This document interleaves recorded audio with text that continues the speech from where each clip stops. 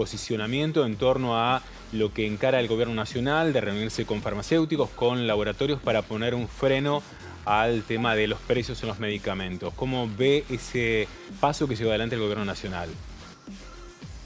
Bueno, la idea mía es agregar una mirada quizá con algunos puntos un poco diferentes a lo que se hablaba recién.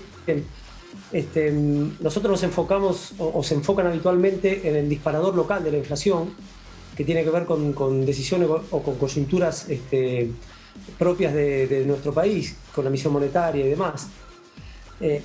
Pero la realidad es que nuestro sector tiene algunas otras particularidades. Por ejemplo, la gran mayoría de los materiales que se usan para producir son importados. Y más allá que, como bien se dijo recién, el tipo de cambio oficial está bastante anclado, desde la pandemia a esta parte, por ejemplo, los fletes internacionales sufrieron una alza de precio brutal, pero exponencial. En algunos casos, como ejemplo, hoy por hoy suele ser más caro el flete que el propio material que se importa, ya sea por la vía marítima o aérea.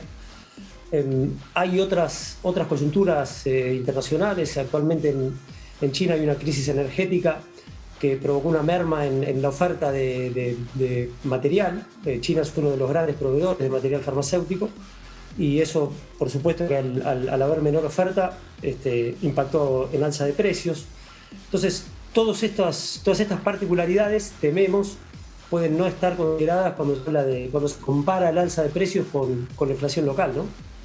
Entonces, ante este panorama, ¿hay una posibilidad de negociación, de diálogo con el gobierno nacional que está planteando esta posibilidad del congelamiento de precios?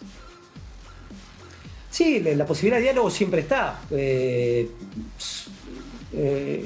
sector nuestro siempre fue de dialogar. Y de hecho, lo que tiene que ver con el alza de precios no es ajeno a lo que ocurre desde la Secretaría de Comercio y demás, que vía cámaras habitualmente está al tanto de los aumentos de precios.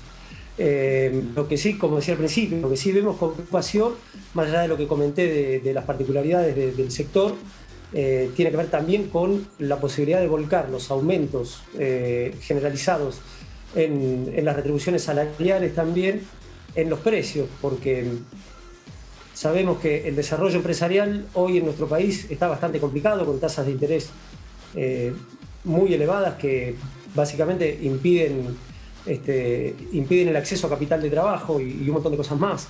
Que eso, sumado a la posibilidad de no volcar a precios los aumentos que nosotros tenemos en salarios, en una industria que demanda mano de obra muy calificada. Nosotros, por ejemplo, tenemos unos 216 colaboradores, el 40% de ellos son profesionales, y en la medida que no podamos acompañar la actualización salarial con alza de precios, bueno, tememos por el mediano plazo de la empresa y de las 220 familias que dependen de ella y otros tantos que dependen indirectamente, ¿no?, de nuestro negocio. Esnaola, para comprender, usted lo que está haciendo referencia es que es un momento coyuntural por el tema de la pandemia y la posibilidad de comprar insumos con el transporte que se ha encarecido mucho. Sin embargo, cuando uno empieza a ver las estadísticas de los aumentos en los últimos años, siempre ha estado por encima de la inflación. Entonces, ¿cómo se explica, por fuera de esta coyuntura, que durante todo este último tiempo, estos últimos años, varios años, los medicamentos han ido